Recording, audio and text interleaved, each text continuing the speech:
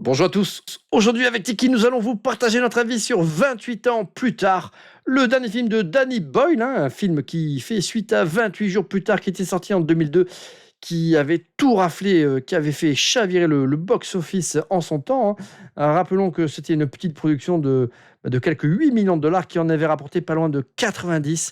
Voilà, c'est un film qui avait véritablement marqué son époque, hein, puisqu'il proposait notamment une revisite du genre horrifique zombiesque avec des zombies euh, voilà, ultra vifs, ultra nerveux, qui couraient comme des oufs. Ajouté à cela, on avait un montage un petit peu clipesque, limite épileptique, hein, mais qui rendait les choses ultra nerveuses, ultra dynamiques. On avait une bande originale qui était de ouf, j'ai envie de vous dire, et une photographie un petit peu de type un petit peu documentaire, ce qui fait que voilà, tout ça, ça nous paraissait hyper authentique à l'écran. Enfin, 28 jours plus tard, c'était véritablement une masterclass. C'est un film qui a inspiré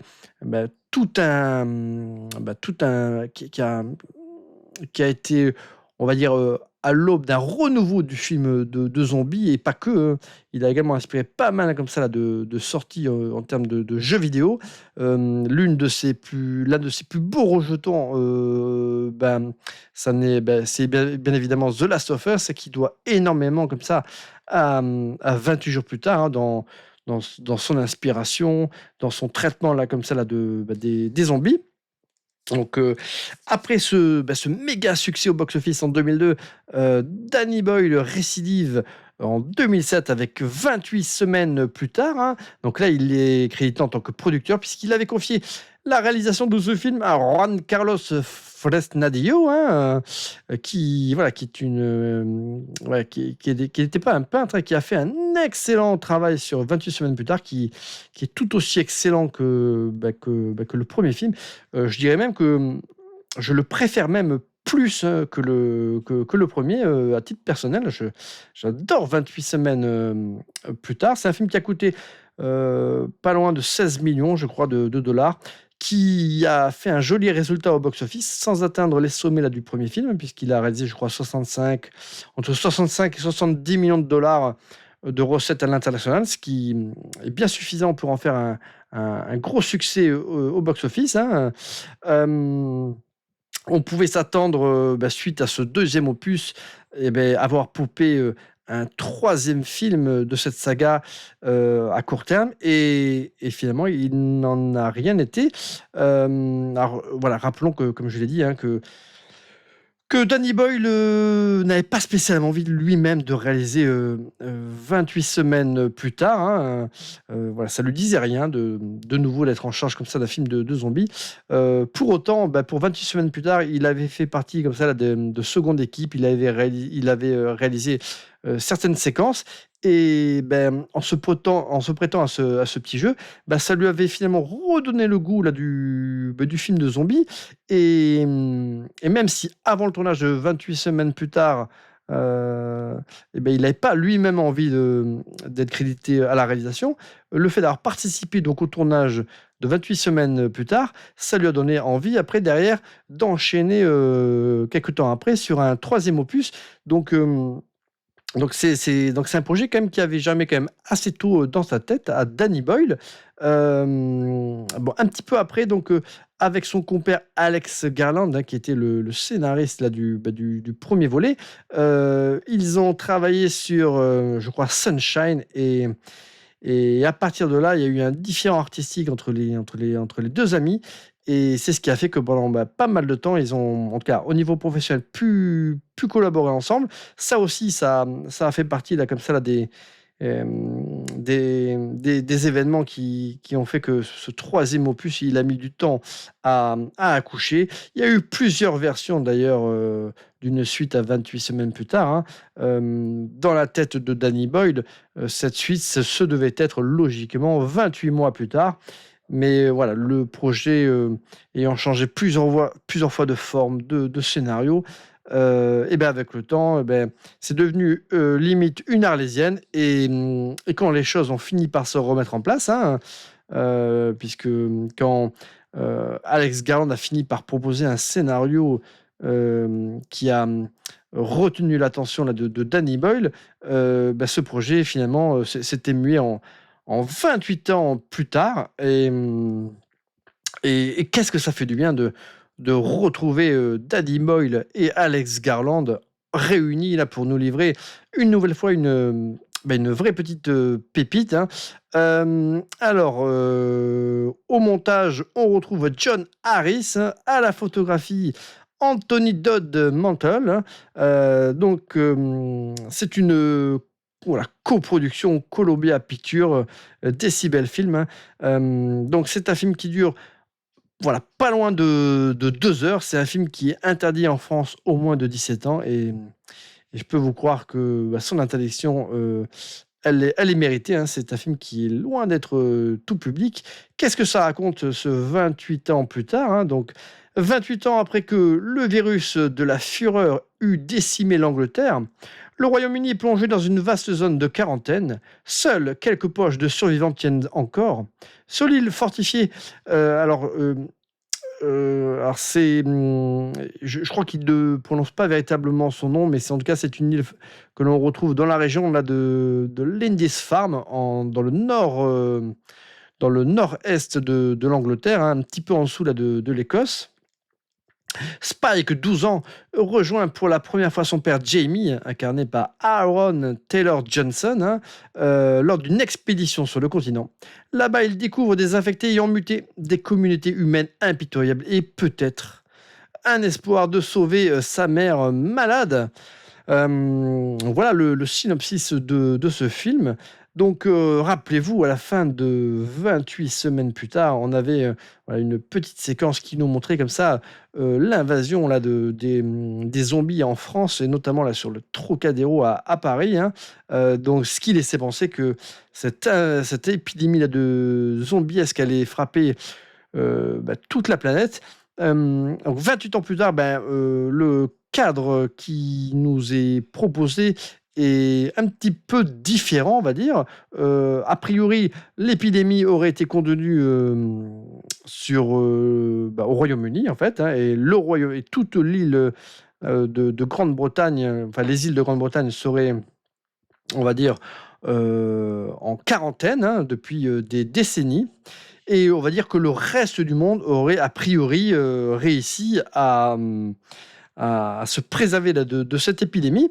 Et donc quelque part, il y a une sorte de no man's land au Royaume-Uni, hein, un petit peu comme dans le film, comment il s'appelait ce film post-apo là, c'était Doomsday là, de Neil Marshall, où là c'était l'Écosse qui était en quarantaine, hein, parce que frappée là, d'une épidémie, hein. Et donc il y avait un mur qui avait été construit là, pour empêcher quiconque de se rendre en Écosse. Et de l'autre côté de ce mur, bien évidemment, la civilisation était tombée dans l'anarchie la plus totale, hein. Quelque part, là on a le terrain de jeu, ce sont toute la Grande-Bretagne, hein, et toutes ces îles. Et ça fait un terrain de jeu de ouf, j'ai envie de vous dire, hein. En plus, le film a été tourné donc voilà, dans le nord principalement là, de l'Angleterre, avec des paysages qui rappellent comme ça un petit peu l'Écosse, en Northumbrie, hein. Pour ceux qui ont vu l'excellente série The Last Kingdom, dans le film, à un moment donné, on nous montre en arrière-plan le château là, de Lindisfarne, hein, des seigneurs là, de Northumbrie. Voilà, ça c'est très très cool. En tout cas, l'esthétique du film, voilà, tous les paysages naturels qui nous sont présentés, c'est juste sublime, hein. Le budget là, de ce troisième opus, il est estimé à entre 60 et 75 millions de dollars. Donc là, on est quand même loin du budget là, des 2 premiers films. Donc on est voilà, sur une super production, un blockbuster horrifique. Au niveau du casting, on retrouve Aaron Taylor Johnson qui incarne donc le père de Jamie, hein, pas le père, non, qui incarne Jamie, le père là, de Spike, qui lui est incarné par le jeune Alfie Williams, qui est incroyable dans le film. On retrouve Jodie Comer dans le rôle de la maman, hein, Isla, elle s'appelle. Dans les autres têtes d'affiche, ben, on a Ralph Fiennes qui lui incarne un docteur complètement fou, hein, qui vit qui vit complètement isolé sur l'île continent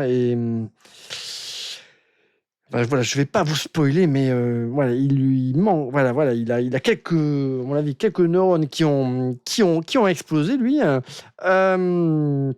En tout cas, il est excellent dans le film. Ralph Fiennes, que l'on peut également voir en ce moment en salle, enfin, ou du moins, il est peut-être pas encore sorti, mais ça devrait pas tarder à sortir. Dans le film, je crois, sur Ulysse, hein, un film qui relate le retour d'Ulysse à Ithaque. Alors, je sais plus comment il s'appelle le nom du film, mais en tout cas, ça a l'air d'être plutôt cool, même si j'ai l'impression d'avoir déjà vu cette histoire plusieurs fois, et notamment, j'avais vu une série comme ça, une mini-série qui relatait comme ça les événements là, du retour de Ulysse. Je crois que c'était une série italienne. Bon, à voir. En attendant, je vous recommande de regarder quand même cette bande-annonce là du film, enfin le retour d'Ulysse là avec Ralph Fiennes. En tout cas, lui, voilà, il incarne très très bien cette figure mythique, mythologique de Ulysse. Au box-office, 28 ans plus tard, qu'est-ce que ça donne? Ben, ça a fait pas une entrée fracassante au box-office, hein, puisque il a fait une ouverture à 30 millions de dollars. Hein. Alors, vu le budget, ça n'augure pas non plus un succès de ouf, d'autant qu'il y a pas mal de grosses sorties qui vont arriver entre Jurassic World, F1, Superman, les 4 Fantastiques. Ça va être compliqué comme ça, à mon avis, de durer au box-office pour un film qui en plus n'a pas engrangé non plus un score de ouf sur sa première semaine d'exploitation. En France, c'est pareil, hein, le box-office du premier jour, c'est pas terrible. Je crois qu'il a fait 28 ou 29 000 entrées. Après, voilà, on n'est pas sur un film non plus familial et tout public, hein, mais bon. Après, ce type de film, ça s'amortit aussi sur le long terme avec des exploitations en SVOD, en VOD, sur le marché du support physique aussi. Voilà, les films d'horreur, ce sont des films qui ont facilement une seconde, voire une troisième vie, hein. En plus, ma nouvel opus, c'est le premier d'une nouvelle trilogie, hein. Donc Danny Boyle, elle l'a dit, hein, voilà, des trilogies dans le cinéma, il y en a en veux-tu, en voilà, mais des vraies trilogies, hein, c'est-à-dire des histoires qui sont dès le départ conçues pour être racontées en 3 films. En tout cas, il n'y en a pas tant que ça, et à ses yeux, il y en a 2 véritables, hein. C'est la première trilogie là, de Star Wars et la trilogie du Seigneur des Anneaux, qui, à ses yeux, sont 2 exemples de véritables trilogies qui représentent une histoire racontée en 3 actes. Donc, avec Alex Garland, ils ont bâti, avec 28 ans plus tard, une véritable trilogie, donc une histoire racontée en 3 actes. Le second acte sera, voilà, on pourra le découvrir en salle en début d'année 2026. Ça, c'est à la baguette, on a je crois que c'est une réalisatrice, j'ai plus son nom, mais en tout cas, c'est pas Danny Boyle qui est à la réalisation de ce film. Par contre, c'est toujours Alex Garland qui est au scénario, hein, de cette trilogie. Le troisième film, si les 2 premiers fonctionnent, c'est Danny Boyle qui se chargera là, de mettre en scène le troisième et dernier volet là, de cette trilogie, qui s'annonce, j'ai envie de vous dire, dantesque, hein. Donc moi, voilà, comme vous avez pu l'entendre, hein, j'ai vraiment bien kiffé ce film, hein. Voilà, j'aimais déjà à l'époque le parti pris là, de ces zombies qui n'étaient pas déjà des morts vivants, hein, rappelons-le, hein, ce sont des infectés, mais ce sont toujours des êtres vivants, hein, ce ne sont pas des morts vivants, donc ils peuvent être tués de plusieurs manières. La particularité, c'est qu'ils sont, voilà, c'est le virus qui les affecte. On appelle ça le virus de la fièvre. Ça les rend complètement dingos. Ce qui fait qu'ils n'ont qu'une seule idée en tête. Quand ils vous aperçoivent, c'est de vous foncer dessus et de vous dévorer. Et ben, ça occulte malheureusement pour eux toute autre pensée comme de se nourrir, de coopérer, et ce qui fait que leur espérance de vie elle est quand même limitée à ces zombies. Euh, et la seule manière, effectivement, pour le virus de durer dans le temps, effectivement, c'est de se transmettre, puisque ces hôtes, effectivement, peuvent mourir, hein, et ils ont une espérance de vie qui est comparable à celle celle d'un humain classique, voire même un peu moins, puisque, comme je l'ai dit, hein, si voilà, ils n'ont pas la possibilité de chasser des humains, et ben ils peuvent se laisser mourir. Donc voilà, pour que cette épidémie perdure dans le temps, il faut qu'elle puisse circuler et infecter de, de nouveaux êtres humains sains, on va dire. Alors, dans ce nouveau film, je ne vais pas spoiler, mais on nous révèle des clés de compréhension pour nous expliquer pourquoi, 28 ans après le point de bascule, on a toujours autant comme ça d'infectés là, sur le continent, alors que, en théorie, il ne devrait plus y avoir beaucoup d'humains non infectés sur le continent, hein, à part sur quelques enclaves. Donc voilà, ça je vais pas le spoiler, mais en tout cas, il y a pas mal d'idées qui sont véritablement intelligentes, hein, notamment la mutation du virus. Et vous verrez que dans le film, on nous propose des variantes de ces infectés. Donc on n'aura pas que des infectés qui courent comme des oufs, mais on aura d'autres types d'infectés. Donc ça, c'est très très cool. Notamment un type d'infecté qu'on appelle les alphas ou les berserks, qui sont beaucoup plus grands que les autres, qui semblent être beaucoup plus intelligents que les autres, et qui sont beaucoup plus violents d'ailleurs que les autres, hein. J'ai en mémoire une scène dans le film où à un moment donné, il y a l'un d'entre eux là, qui court comme un ouf là, dans un train abandonné après nos héros là. Ouais, cette scène, elle est hyper impressionnante, d'autant qu'il se balade à Walpé avec un espèce de bras d'enfant entre les jambes. Et rien que ça, j'étais angoissé à mort. Je me dis, putain, s'il les attrape, ils vont véritablement passer un sale quart d'heure, parce qu'il est armé, mais euh, comme, un- comme un déménageur de Tbilissi, hein.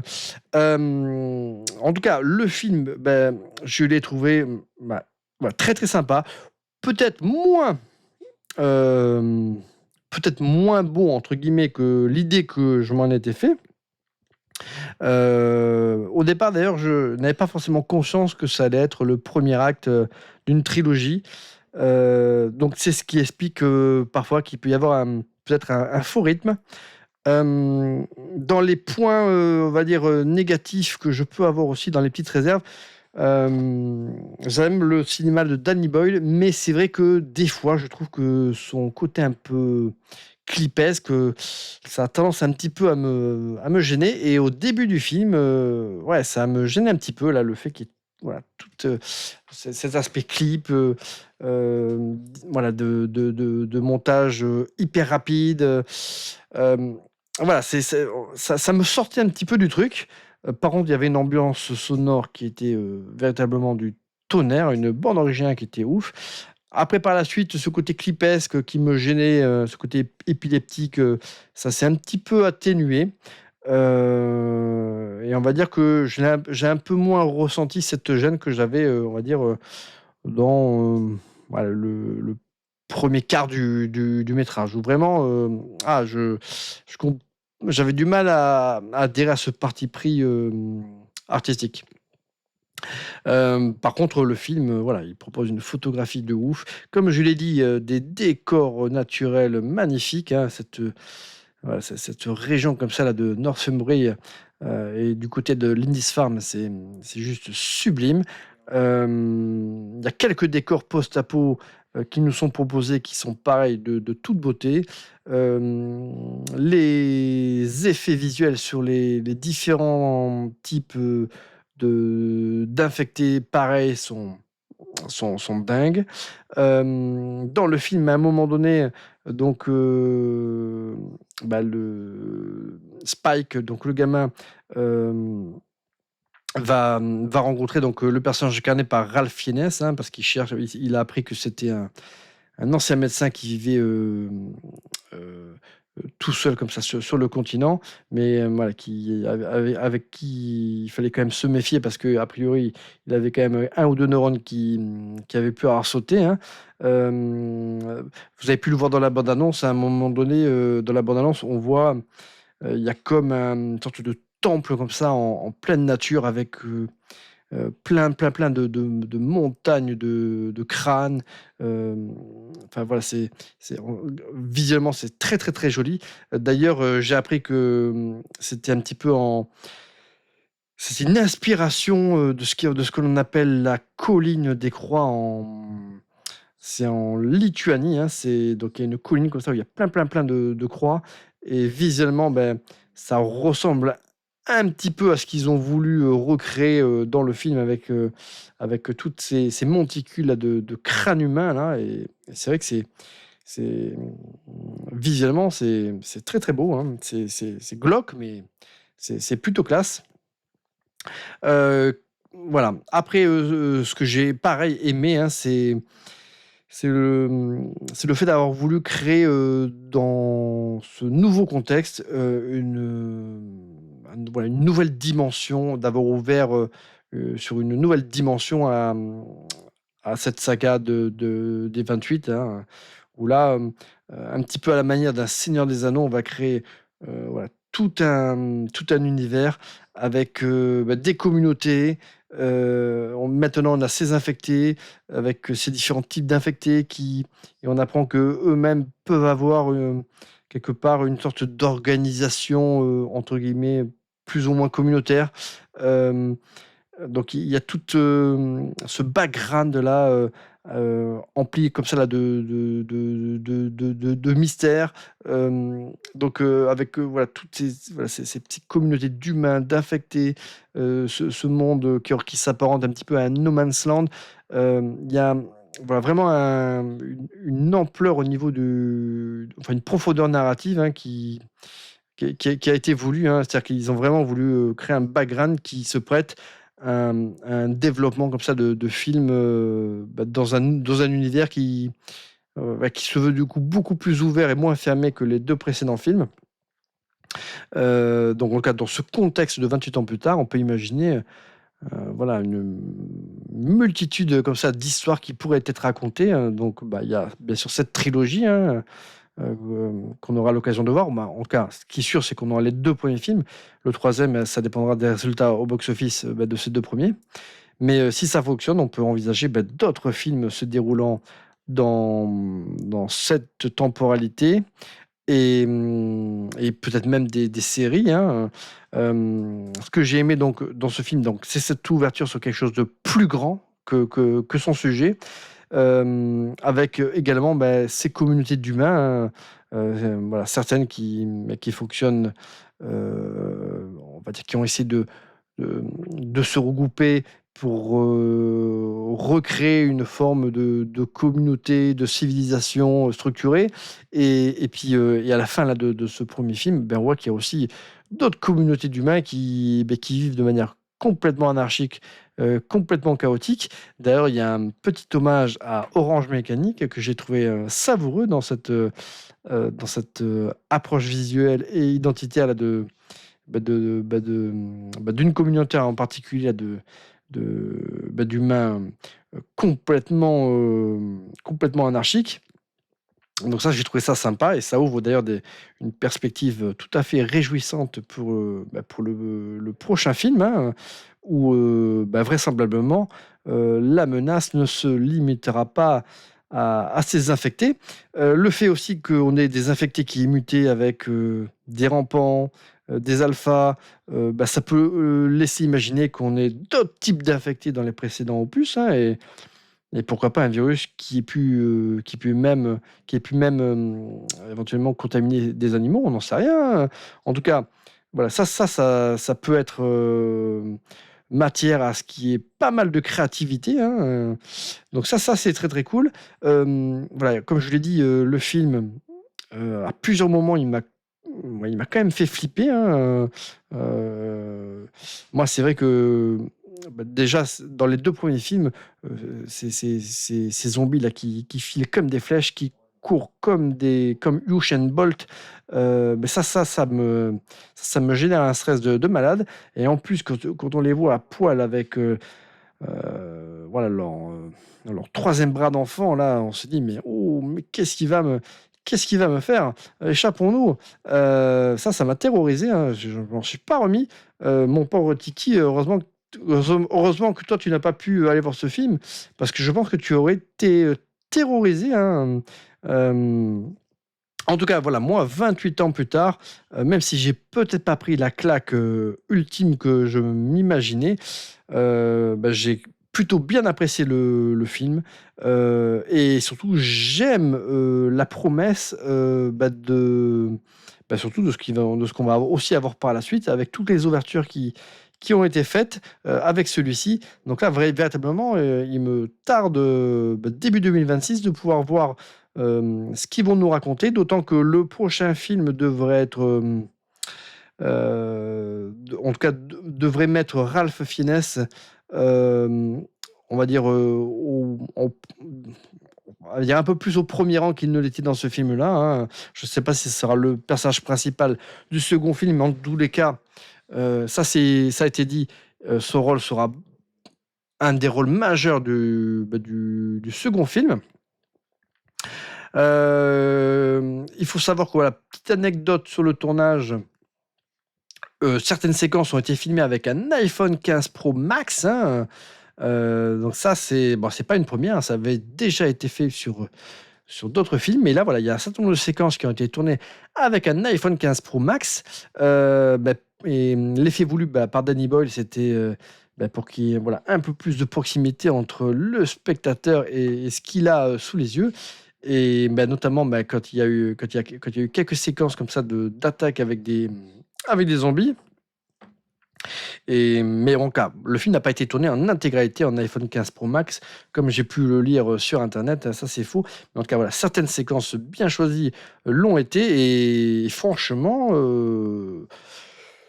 à l'écran, on a du mal à voir enfin, j'ai pas réussi je me suis pas dit à un moment donné: «Ah, là, c'était filmé avec un téléphone mobile». À aucun moment donné, je me suis fait la remarque. Donc, les amis, si vous avez un iPhone 15 Pro Max, vous pouvez faire des putains de films, j'ai envie de vous dire. Le temple d'ossement, comme je l'ai dit, ça s'est inspiré comme ça là de cette colline de croix lituanienne, hein, si je vous invite à aller regarder sur le net à quoi ça ressemble, mais si vous avez vu le film 28 ans plus tard, vous verrez forcément le parallèle. Ils ont utilisé, je crois, quelque chose comme 250 000 faux os, hein, et crânes, enfin 250 000 faux os et 5 500 crânes là pour, recréer là tous ces murs, ces colonnes là d'ossements, hein. En tout cas, visuellement, c'était magnifique ce temple gothique, hein. Cillian Murphy est là le héros là du 1er film, hein, donc Jim dans 28 jours plus tard. Ici, il n'est que producteur, mais, Danny Boyle l'a dit, on devrait le voir, dans le 2e ou le 3e opus, hein, et en tout cas, il fera une apparition. Est-ce que ce sera un rôle majeur ou un caméo? Ça, on ne sait pas encore. En tout cas, on devrait le voir. En tout cas, l'acteur, lui, il était chaud bouillant, hein. Qu'est-ce qu'il y avait d'autre, à dire sur le film? Oui, il a été tourné en 8 semaines, hein, donc, ouais, ça c'est, un tournage quand même ultra, ultra resserré, hein, donc, voilà, c'est un film qui ne plaira peut-être pas à tout le monde, hein, puisque c'est pas un film grand public, ça c'est clair. En tout cas, si vous aimez les films de zombies, mais que vous en avez un petit peu marre de voir toujours la même chose, là, je pense que vous serez comme moi, content, parce qu'on a une approche un petit peu comme le premier film, on s'entend, qui renouvelle un petit peu le genre, hein, que ce soit dans sa mise en scène, mais également dans les thématiques qui sont développées autour de la figure du zombie, hein, de l'infecté. Et en plus, voilà, si vous aimez comme ça euh, les films de zombies, mais que vous souffrez comme moi là, de cette fatigue, parce qu'il y en a sans doute trop qui ressassent toujours les mêmes idées, et ben là, le fait voilà, qu'ils aillent vers quelque chose de plus épique, de plus ouvert, ça c'est très très cool, qu'il y ait cette dimension là beaucoup plus épique qui se profile. Moi, ça me hype de ouf. Donc j'espère que le film aura un succès suffisamment important pour qu'on ait le troisième film et qu'on ait véritablement une baston, ou en tout cas des séquences ultra épiques, voilà, comme on- on est en droit de s'attendre, j'ai envie de vous dire.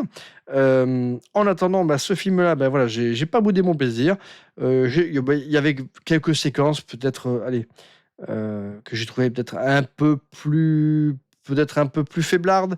Voilà, tout n'est pas parfait dans ce film-là, mais globalement, voilà, le casting il est impeccable. Aaron Taylor Johnson, ouais, lui, il a un charisme de ouf. L'acteur là qui incarne Spike, il est ultra ultra charismatique. Ralph Fiennes dans son rôle là, du docteur un peu fada, c'est pareil. Il est hyper attachant. C'est un personnage qui, pareil, dont on a envie d'en savoir plus. Et donc le second film devrait nous révéler pas mal de choses intéressantes sur ce personnage-là. Voilà, il y a quelques facilités scénaristiques. C'est vrai que parfois on a le sentiment que il suffit qu'ils mettent un pied dans la forêt pour que il soit assailli de zombies. Et quand le scénario, voilà, puis quand on veut faire avancer le scénario, là, finalement, ils peuvent parcourir des lieux et des lieux sans qu'ils croisent âmes qui vivent. Bon, voilà, on va dire que ils auraient pu peut-être retravailler certains aspects du scénario pour qu'on ait le sentiment que ce soit voilà, un peu moins facile dans certains moments et un peu moins attendu dans d'autres aussi. Euh, voilà, parce que on peut pas dire que le film réserve énormément de surprises non plus. Tout reste quand même très très prévisible. Mais voilà, moi j'ai trouvé qu'il y avait suffisamment de choses originales. Il y avait pas mal d'intensité dans les scènes d'action. Euh, Scènes d'action, le film, il en réserve quand même pas mal qui sont plutôt bien filmés. Après, voilà, le film, c'est pas non plus qu'un actionneur horrifique, hein. Il y a, il y a pas mal de séquences voilà, plus posées. C'est un film qui reste comme la plupart des films de Danny Boyle et comme la plupart des scénarios comme ça de Alex Garland. C'est un film qui sait parfois aussi voilà, poser la caméra et développer ses personnages. Mais en tout cas, quand il y a des scènes d'action horrifiques, ça envoie du pâté, c'est bien fait. Donc, écoutez, moi, 28 ans plus tard, j'ai kiffé. Voilà, c'est peut-être, voilà, c'est encore une fois, c'est pas ce que je m'étais imaginé, mais plus